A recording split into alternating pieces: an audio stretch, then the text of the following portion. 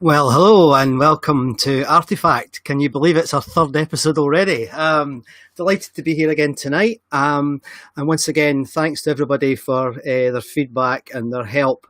It's been quite a week, hasn't it, for everybody? And I suspect with the news, we may be spending more time doing this type of thing than even I thought we would be doing. So let's hope we get some fun out of this tonight, and I hope to get you involved. Now, the subject tonight is one that I thought would be easy. I thought would be what is a story? But when I started to think about it, a bit like art and music, beauty, love even, the more you think about it, the harder it is to define. So I don't know what you think of that, but I think the more you think about it, the harder it is to define. And I, excuse me, I had a terrible cold this week, so I'm just getting over it. And I started to kick about the tropes and the things I'd taught, during my career, because I've actually taught storytelling quite a fair bit, mainly in the consulting world. And I don't know if I'm satisfied with it. And I don't know if I'm, satisfied with my own understanding of what story is. So I went and had a look at some of the classics, and I'm sure you've come across people like Joseph Campbell and The Hero's Journey, and Robert McGee and his famous and his classic story, which was about for television and film. And he allegedly has trained some of the greats, including Steven Spielberg, who I happen to think is an absolutely brilliant storyteller. But I still felt a bit unsatisfied with that, guys, because we really should know what it is, because we spend our whole lives engaged in story, don't we? I mean, you get up in the morning and you might watch something on television, or you might read the newspapers, or you might read a magazine or a book, and then you go off to work, which we'll come back to in a minute, in terms of story, and then you come home and you put the telly on and you're watching Coronation Street, or you're watching a movie, or we absolutely are surrounded by story, but I'm not sure we know what it is. What do you think? There's a few of you here already sending me text. Let me. Is anyone willing to give me a go? What do you think a story is? And hi, Siobhan. Hi, Tom. Nice to hear from you, and thanks very much for tuning in. Thanks, Tom. I'm pleased things are working well in London. The holding music, Siobhan. Yeah, that is. Now, where did I get that from? I think it came from Filmora 5, which is a film editing thing, but it's quite nice, isn't it? It's quite cool. It's quite chilled. So what do you think? What do you think story is? What do you think? I'll give you a minute. What do you think story is? How's your thinking? I'll tell you what it's not. If everything was a story, and everything in human experience was a story, we'd sit there and we'd watch. I mean, this is almost. I'm almost going to argue with myself here. These reality television programs. We get drawn towards them, and they're not full of story. They're full of idiots mainly, but there's something captivating about it. But I don't think that's a story, and I don't think if you put a camera on my kitchen table and recorded how we live our lives in the Cotswolds, it would be much of a story. So I don't think everything's a story. I don't think sitting on the tube going to the office in the morning is a story. I don't think most conversations you have, even down the pub, are stories. So I don't think they're stories. And I then started to look at the sort of the classic definitions, guys. And I thought, well, okay, we've talked, and I'll stick it on the screen. We talked a couple of weeks ago about one of the really powerful things about story, and I am completely obsessed about this now. I mean, that facts may tell stuff, but it's stories that sell. And that helps a bit, but initially, in my head at least, it made me think of a process. And I don't think story's a process. I don't think you can chug through a standard process for a story. And I know some people do, but I don't find that particularly satisfying. And the other thing that if you go into a corporate environment, and I know many of you are working in a corporate environment, and you say to the usual, the CEO or the HR director, if she's there, tell me the company story, and they tend to start telling you about the hierarchy. They get out the org chart and they go, oh, this guy does this and this guy does. That's not a corporate story. That's not the story of the business. The stories aren't a hierarchy either. Then there's one that I've heard other people say this is important for a story, and they talk about chronology, order, beginning, middle, and end. And again, I find that quite dissatisfying, because some of the best storytellers I've ever come across, like Terrence Malick, who is an extraordinary filmmaker who isn't always liked by people. Like, he made the Oscar-winning Tree of Life movie, and that jumps about in time. It goes from contemporary America, suburbia, to suddenly a dinosaur being born 65 million years ago, and it can be quite difficult to follow, but I think he tells a compelling story. Other things like you've probably seen the movie Interstellar, the science fiction movie, and that it's about, the whole film is about time, so it jumps about, and you begin to you see the younger characters, the older characters, and at the end and I don't think the end is entirely satisfying of Interstellar. I don't know if any of you have watched it, but I don't think it quite works, but nevertheless it's a brilliant film and it uses time beautifully, but it's not chronological. And the other one, of course, is Memento, which is a very famous film, and I found that it runs backwards effectively. So again, it doesn't form a standard process. Now, what's Tom said here? If we speak monotone over a basic beat, we can deliver data, add a melody, timing, emotion, and groove, up the beat using the same data, and you've got a story. Yeah. Where people just might say, hey, DJ, play that again. Absolutely. So there's more to it than just the beat. And that is, I'm afraid, what some storytellers tell stories about. They're not great storytellers because they tell these boring, almost linear processes. And that's why, and this is, well, it's hardly controversial talking about stories, but I don't think a story is a journey either. And I know that there are strong acolytes of that. There should be a beginning, a middle, and an end. And I think it's very, very fashionable. But again, I don't think all great stories are journeys, nor do they have to be a journey. They can be virtually static. Lots of poetry, which is fantastic at storytelling, but it's not a journey. Hello, Doug. Conveying information that is either factual or fictitious in a way that engages. I think you got a point there, Doug, and I'll come back to that, because I think that actually starts to form part of what I wouldn't call it, I would probably call it story form, but I'll come back to that. And Siobhan, you've said a story relating to an experience or a feeling in a self-contained snippet. Yeah, I mean, it's similar to what Doug said there, Siobhan. I'll come back to both of those because I think it's quite important. But just before I finish this little bit of what it's not. So what do I think now? Well, I have looked at the classic, mainly screenwriters, like Robert McGee. I love the work of Mary Oliver, who's unfortunately died just this last year. And Mary wrote books about what it is to be a writer and what it is to be a poet. And she doesn't follow a particular structure, but she does give this sort of form basis of story, as does McGee. So I'm drawn to that. And there's another one. Tension and release. Yeah, I think that's part of it as well, but I think there's another part of that we can dive into. Now, McGee, who you probably gather I like McGee as a storyteller. Close Encounters of the Third Kind, etc. McGee was behind all of these, and I think his students have won something like 80 Oscars. So the man knows how to teach storytelling, and he doesn't know how to write the title of a book, though. Look at this. Look.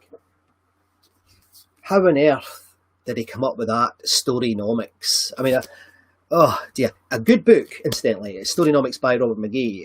It's a super book if you're interested in the sort of the nitty-gritty of storytelling. But what a terrible title. And it's funny that because I was looking through a few other things that people were writing about stories, and I've written them down here. So there's story selling, corporate world. I don't know how I feel about that. I guess, facts tell, stories sell. So that resonates a little bit. Storynomics from Robert. This one, storification. And then another one, the final one, storified business. I don't know why I just don't call it storytelling. So these are all obviously consultants trying to sell you rockets that you don't need. But nevertheless, quite interesting that people are doing that. So in McGee's work, which I'm not going to cover it in, he suggested 8 stages. And I am drawn to that. And let's see how we're doing for time. We're okay for time. So I might go into it a little bit and see what you think. But he, at the sort of top level, if you like, and this is where all of you that have said anything here are on the money. He said basically all his story writing experience and training and success has these 3 top level stages. Then he has these 8 categories below. And I will go into some of these, maybe not today, but I'll certainly get into them. And the first one was effect. So Tom, Siobhan, and Doug, all of you said about emotion. And McGee extends that to talk about meaning, value, love. There has to be something in it. There has to be something there that is going to emotionally bring people on board. Then he talks about subject matter. And that, in many ways, is what the classic storytelling is about. They'll tell, stories about war or about values or about place or time, or as I said earlier, about interstellar. And then finally he gets on to what he calls, and I quite like it, I think, but you probably tell I'm still finding my way in terms of how I feel that we can build on what's known out there about story. But he talks about event design.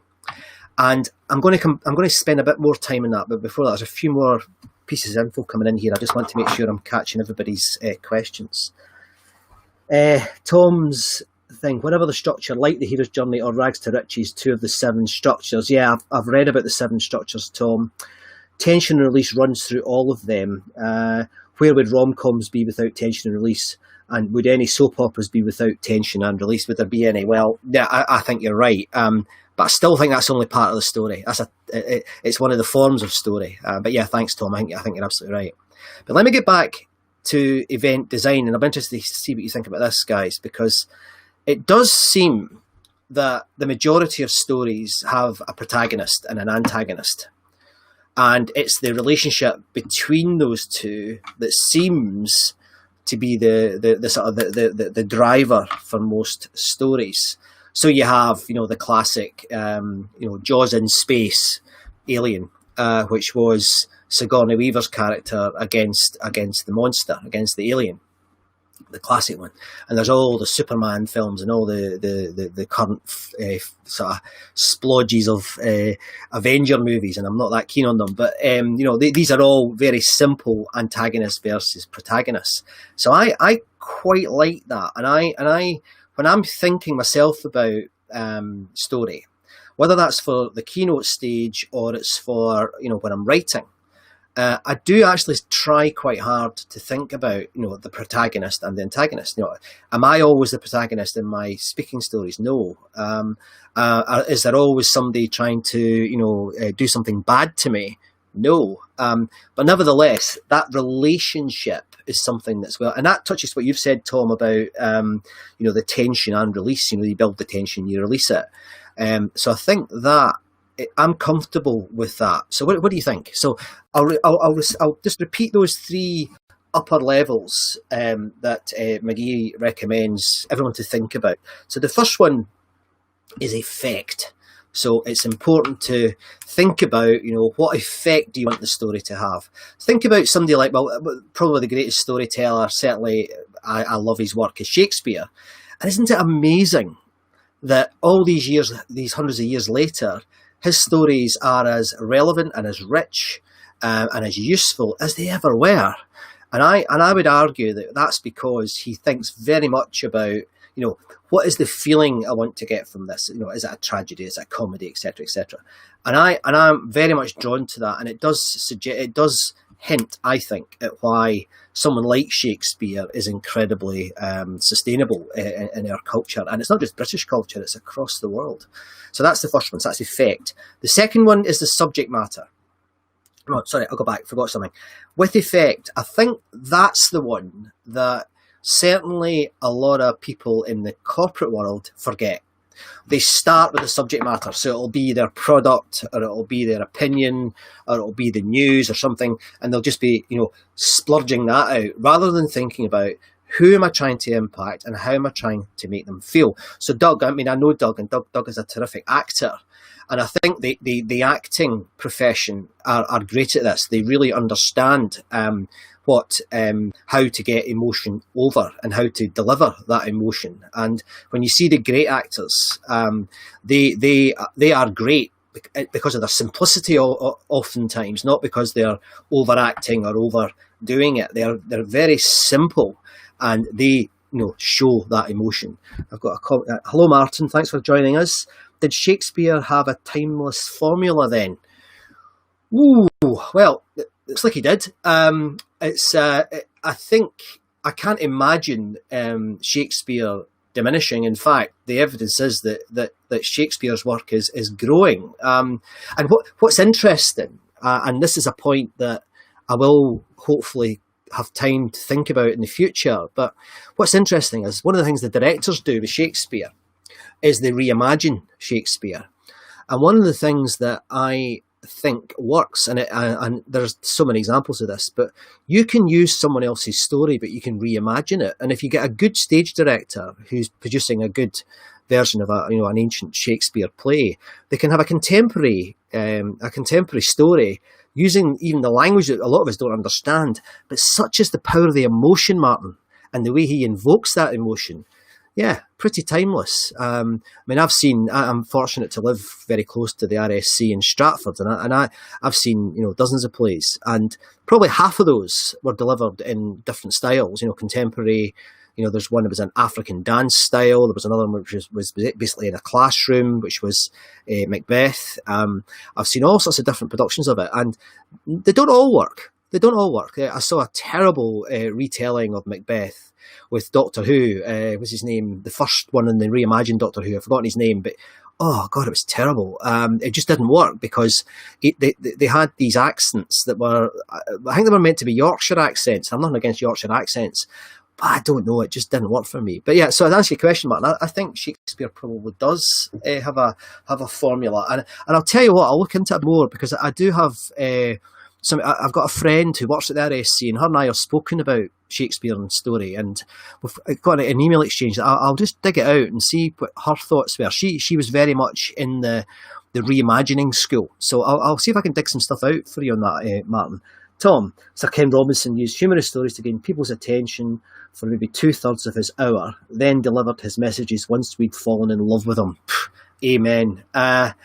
If you've never come across Sir Ken Robinson, who died just last week, people often ask me, what are your favourite speeches? And say top 10 speeches. I have to say my top 5 are probably Sir Ken Robinson.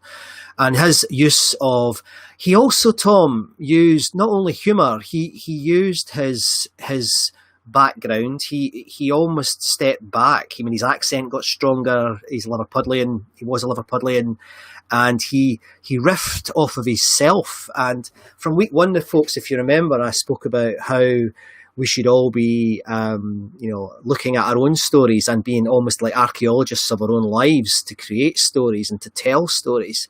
I think he was a great example. So yeah, Tom, humour is absolutely diamond. But I have to say, I find that difficult myself. I don't know what everyone else thinks, but humour is not always that easy. But that's a really good point, though. So I see that makes sense. Thanks, Scott, from Martin. I'm not satisfied with my answer on that, Martin. I'm going to have a think about it, because I think there's more to that Shakespeare story than even I'd thought about myself. So let me come back to that, because I think it's well worth thinking more about. Now, the other thing that I've been delighted with. I've now had 3 volunteers to come on and actually share one of their stories using an artefact. And unfortunately, the person who'd volunteered for this week couldn't make it, so I'm going to tell another one of my stories now. But before I do that, and it's quite an important one, this, because it leads on to what I'm going to do next week, or I'm going to suggest we do next week, unless you persuade me otherwise with your emails, which has been great because they've been coming in. I really appreciate it. But this story, I think, well, it's a very personal one. And the artefact I'm going to use is not from my artefact shelf behind me. It's actually something else. And I'll show you here. Before I do that, has anyone got any questions that you'd like me to think about either now or next week? Because this has been actually very, very interesting. Thanks very much for your feedback. No, right, okay. Let me tell you this story. About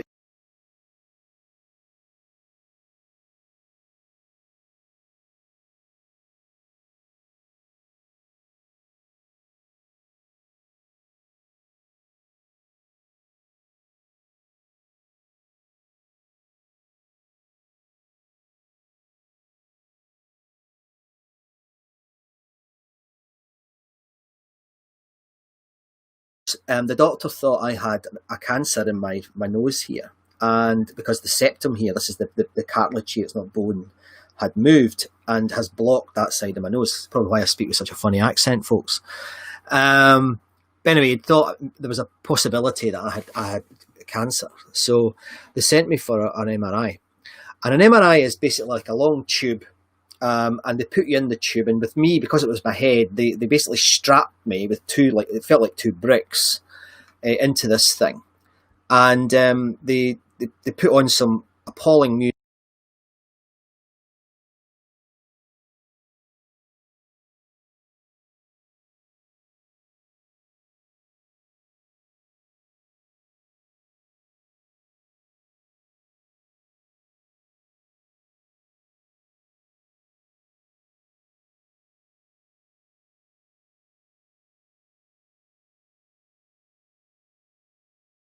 Because I felt the fear, and it was in my whole body. It was in my fear, and I was, oh dear, I can't cope with this, and I felt myself, really, really panicking, and I was about to jump out of that machine, and I was shaking, and I was about to jump out of that machine, but then I remembered something. And those of you who don't know me won't know that I've been using meditative practices for 25 years. And I decided I was going to meditate my way out of that circumstance. Tom, thanks for letting me know about the sound. I'm not quite sure what happened. Right, okay. It seems to be when I use the video. That's a good thing to know. Thanks, Tom. You can't blame your septum for your accent, Martin. Thanks very much, mate. Yes, I can.